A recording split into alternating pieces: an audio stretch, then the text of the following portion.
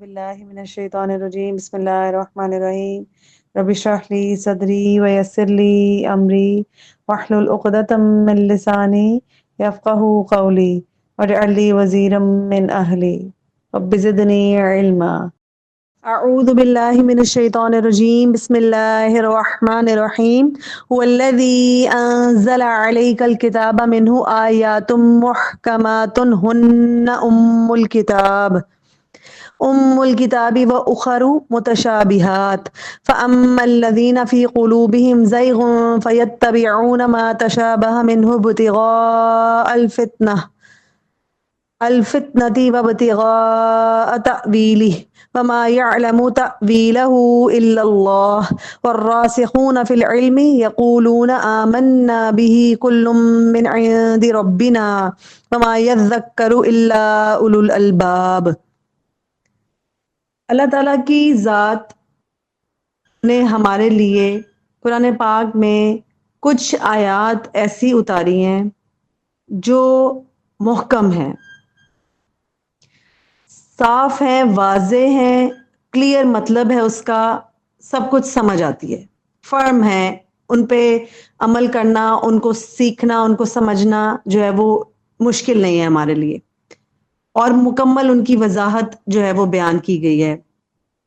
یہ آیات قرآن کی بنیاد ہے، اور مطلب یہ کہ قرآن پاک میں جو دین اسلام ہے اس کی وہ تعلیمات بالکل واضح ہیں ہمارے لیے، اور عمل کرنے میں نہایت آسان ہے۔ اور کچھ جو ہیں وہ اخر متشابہات، محکم اور متشابہات۔ اب متشابہات کیا ہیں؟ متشابہات یعنی ان کی ملٹیپل انٹرپریٹیشنز ہو سکتی ہیں، نمبر آف میننگز ہو سکتے ہیں، اور کچھ چیزیں ایسی جو اللہ تعالیٰ نے پردے میں رکھی ہیں، ہمیں نہیں بتائیں۔ جیسے متشابہات میں سب سے پہلے اگر میں قرآن کی طرف جاؤں تو الف لام میم جو ہے یہ متشابہات میں ہے، اس کا مطلب ہمیں نہیں معلوم۔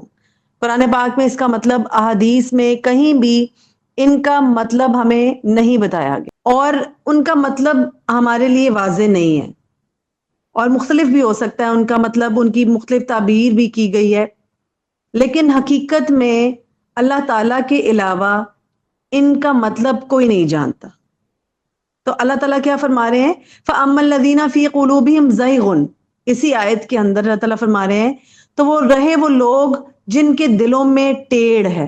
اب وہ کس کی طرف جاتے ہیں؟ جو سیدھا راستہ ہے، جو واضح نظر آ رہی ہیں چیزیں، جو واضح احکامات ہیں، اس راستے کی طرف جانے کی بجائے وہ کیا کرتے ہیں؟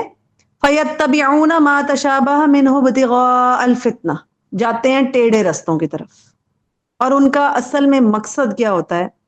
ان کا مقصد یہ ہوتا ہے زیغن، ٹیڑھ پیدا کرنا، اور ان کا مقصد ہوتا ہے الفتنتی وابتغاء تأویلی، وہ فتنہ پیدا کرنا چاہ رہے ہوتے ہیں، ان چیزوں کو ڈھونڈ کے، ان کی تعویلیں مختلف نکال کے، یا جو نہیں ہیں یا جان بوجھ کے ان کے بارے میں سوالات کر کے، تاکہ جو عالم ہیں یا جو لوگ بتانے والے ہیں، جو دائی ہیں، ان کو کنفیوز کیا جائے۔ تو یہ ان کے دل و دماغ کا جو ٹیڑھ ہے، اللہ تعالیٰ نے اس کو اس آیت میں واضح کیا ہے کہ ان کا اصل مقصد فتنہ و فساد پھیلانا ہوتا ہے۔ وہ ان چیزوں کو چلنا ہی نہیں چاہتے، ان چیزوں کو دیکھنا ہی نہیں چاہتے، ان چیزوں کے اوپر۔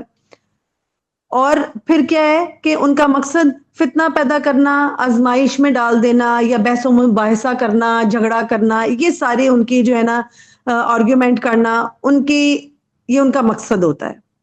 اور وہ کوشش کرتے ہیں کہ متشابہات کی حقیقت کو جان لیں۔ اور آپ سوچیں کہ جس چیز پہ اللہ تعالیٰ نے پردہ ڈال دیا، جو غیب کی چیزیں ہیں، وہ ہمارے لیے کیسے کھل سکتی ہیں، جن کی حقیقت اللہ تعالیٰ کے علاوہ کوئی نہیں جانتا۔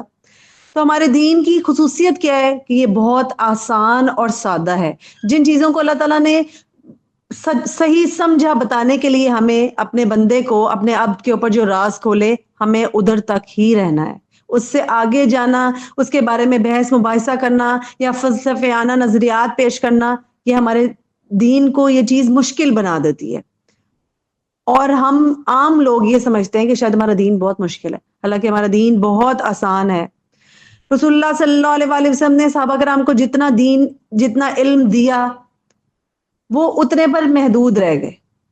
اور غیبی امور اللہ کی ذات، اس کی صفات اور جن چیزوں کا تعلق صرف غیب سے تھا اتنا ہی بتایا، اس کے آگے انہوں نے سوالات نہیں کیے، اور ہمیں بھی اسی طرح اسی کو مان کر چلنا اور اس پر ایمان لانا ہے اور بحث نہیں کرنی، کیونکہ ہمارے پاس ان معاملات تک پہنچنے کے لیے ذرائع موجود نہیں ہیں، اور اگر ہم نے کوئی بالفرض نتیجہ نکال بھی لیا کسی چیز کا تو نہ تو کوئی دلیل ہوگی نہ کوئی ثبوت ہوگا ہمارے پاس۔ اور ہم نے کرنا کیا ہے، جو عملی ایک سبق ہمارے لیے نکلتا ہے اس میں سے، کہ دین اسلام کو جو ہمارے لیے آسانی کے لیے پیدا کیا گیا تھا، آیا تھا، اس کو ہم نے عملی رکھنا ہے، اس پہ عمل کرتے جانا ہے، اور ایمان کے بنیادی عقائد پر یقین رکھنا ہے، اور غیر ضروری اور فلسفیانہ بحثوں سے گریز کرنا ہے۔ اللہ تعالی ہم سب کو دین اسلام پر عمل کرنے کی توفیق عطا فرمائے، جو آسان اور سادہ ہمارے لیے اللہ تعالیٰ نے خود بنایا۔ وآخر دعوانا ان الحمد للہ رب العالمین۔ السلام علیکم ورحمۃ اللہ وبرکاتہ۔